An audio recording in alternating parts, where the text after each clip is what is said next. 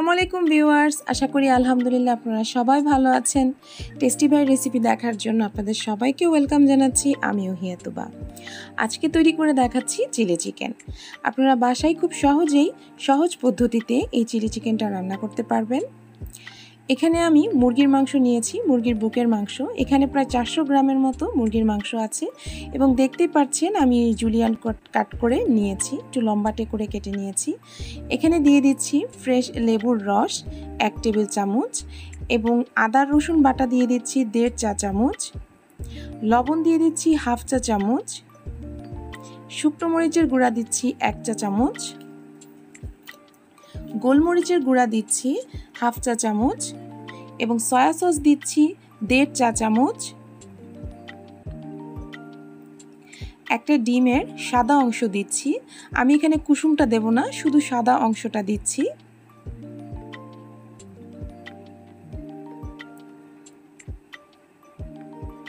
ভালো করে একটু মিশিয়ে নিচ্ছি। এরপর দিয়ে দিচ্ছি 2 টেবিল চামচ পরিমাণ কর্নফ্লাওয়ার এবং ময়দা দিচ্ছি 1 টেবিল চামচ দিয়ে আবারও ভালোভাবে মেখে নিচ্ছি। এভাবে আমি ম্যারিনেট করে রেখে দিব আধা ঘন্টার জন্য। আধা ঘন্টার জন্য রেস্টে রেখে দিলাম। মুরগির মাংসটা অবশ্যই ভালো করে পানিয়ে ঝরিয়ে নেবেন, এতে করে ম্যারিনেটটা খুব সুন্দর হবে। আধা ঘন্টা পর চলে এলাম মুরগির মাংসটা ভেজে নিতে।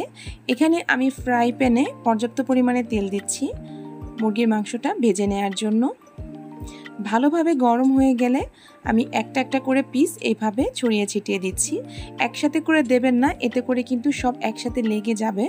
সো এভাবে ছড়িয়ে ছড়িয়ে দিয়ে উল্টে পাল্টে মুরগির মাংসটা ভেজে নিতে হবে। অতিরিক্ত শক্ত করা যাবে না বা অতিরিক্ত পুড়িয়ে ফেলা যাবে না, ভাজা যাবে না।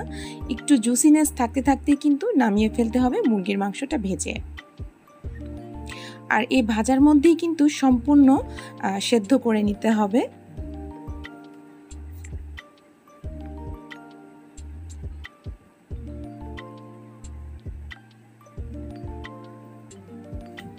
দেখতে পাচ্ছেন মুরগির মাংসটা কি পরিমাণ লাল হয়েছে। এবার আমি একে একে সব তুলে নিচ্ছি। এভাবেই আমি আরেক ব্যাচ মুরগির মাংসটা ভেজে নিব। চিলি চিকেন রান্না করার জন্য কিন্তু হাড় সহকারে মুরগির মাংসটা নেওয়া যাবে না, এভাবে মুরগির বুকের মাংসটাই নেওয়ার চেষ্টা করবেন।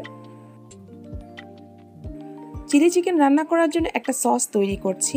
এখানে 2 টেবিল চামচ পরিমাণ সয়া সস দিয়ে দিচ্ছি এবং টমেটো সস দিচ্ছি 2 টেবিল চামচ, গোলমরিচের গুঁড়া দিচ্ছি 1/2 চা চামচ, লবণ দিচ্ছি 1/2 চা চামচ, চিনি দিচ্ছি 4 চা চামচ। আপনারা চাইলে এখানে মধুও দিতে পারবেন চিনির সমপরিমাণে। চিনি অথবা মধু যে কোনো একটাই এখানে দিলে চলবে।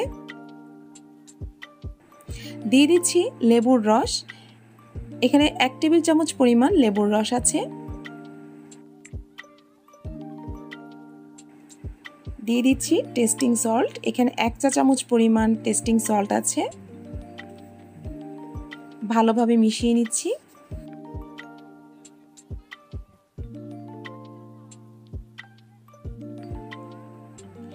এবার কর্নফ্লাওয়ার নর্মাল পানিতে দিয়ে একটা মিশ্রণ তৈরি করে নিচ্ছি।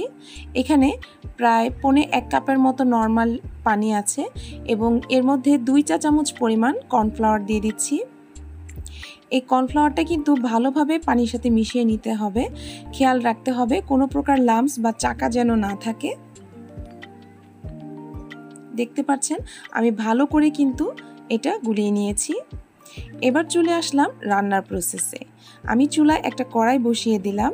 কড়াইটা ভালোভাবে একটু গরম হয়ে গেলে আমি যে তেল দিয়ে সয়াবিন তেল দিয়ে মুরগির মাংসটা ভেজেছিলাম সেখান থেকেই 4 টেবিল চামচ পরিমাণ সয়াবিন তেল দিয়ে দিচ্ছি।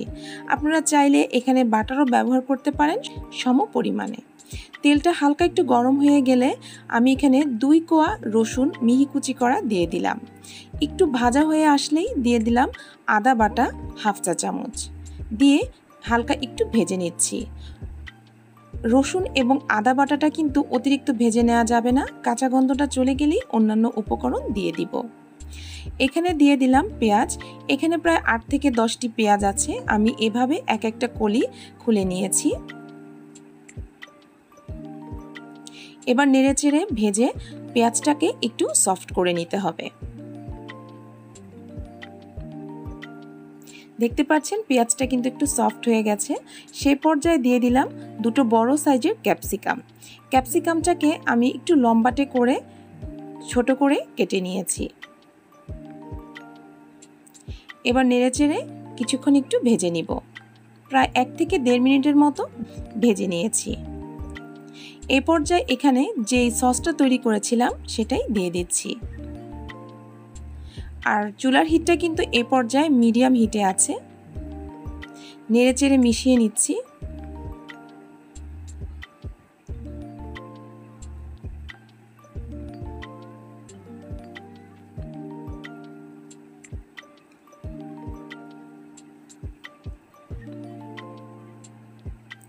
এখন এখানে দিয়ে দিচ্ছি শুকনো মরিচের গুঁড়া।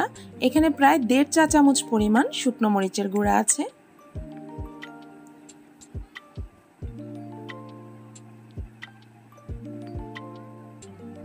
নেড়েচেড়ে মিশিয়ে নিচ্ছি।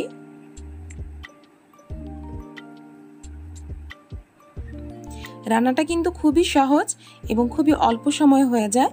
আপনারা অবশ্যই কিন্তু এটা ট্রাই করবেন।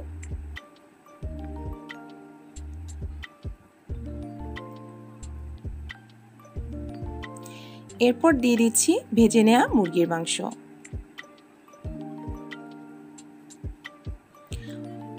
একসাথে মিশিয়ে নিচ্ছি। 1 মিনিটের মতো একটু নেড়েচেড়ে কর্নফ্লাওয়ারের যে মিশ্রণটা তৈরি করেছিলাম সেটাই দিয়ে দিলাম। কর্নফ্লাওয়ারটা দেওয়ার পরে কিন্তু মিনিমাম 1 থেকে 2 মিনিট জাল করে নিতে হবে, তা না হলে কিন্তু কর্নফ্লাওয়ারের একটা কাঁচা গন্ধ থেকে যাবে।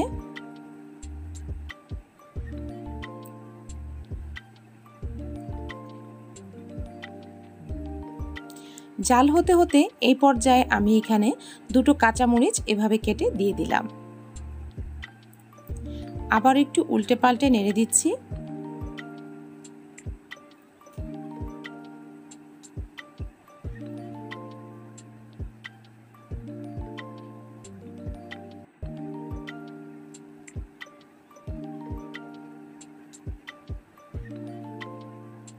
রান্নাটা কিন্তু অলমোস্ট প্রায় শেষ। এখন কিন্তু প্লেটিংয়ের পালা। আশা করছি আমার রেসিপিটা আজকে আপনাদের কাছে সহজ মনে হবে এবং বাসায় অবশ্যই আপনারা সহজে এটা রান্না করতে পারবেন। যদি আমার রেসিপিটি ভালো লেগে থাকে তাহলে অবশ্যই আমার রেসিপির জন্য একটা লাইক দিবেন এবং যারা যারা আমার চ্যানেলটি আমার রান্নাগুলো পছন্দ করেন বা এর পরবর্তী রেসিপিগুলো দেখতে চান তারা আমার চ্যানেলটি সাবস্ক্রাইব করবেন। ভালো থাকবেন, সুস্থ থাকবেন। পরবর্তী রেসিপি দেখার জন্য আমন্ত্রণ জানিয়ে আজকের মতো বিদায় নিচ্ছি। আল্লাহ হাফেজ।